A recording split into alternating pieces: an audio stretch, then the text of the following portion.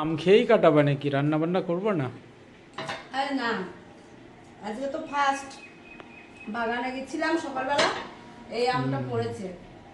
গাছ পাকা? হ্যাঁ, তাই দেখলাম। আম তো এখনো পাকিনি, আমাদের কাছে এই প্রথম পাকলো এই আমটা, আমি পেলাম আর কি। ঠিক আছে, তাহলে খেয়ে ভালো দেখা। মিষ্টি হয়েছে। রান্না বান্না চলো দেখাই কি করেছি। দেখো, বলছিলে তো রান্না হয়নি, আম খেয়ে থাকবা। এই যে ভাত হয়ে গেছে, ভাত করেছি। আজ অনেক কিছু হয়েছে, একটু একটু করে অনেক কিছু হয়ে গেছে। এই যে পটল চিংড়ি হয়েছে, এটা সর্ষে পোস্ত দিয়ে। এটা হয়েছে কচুরলতি চিংড়ি মাছ দিয়ে, আজকে চিংড়ি বেশি। আর এই যে এটা হয়েছে রুই মাছ আলু দিয়ে পাতলা করে ঝোল।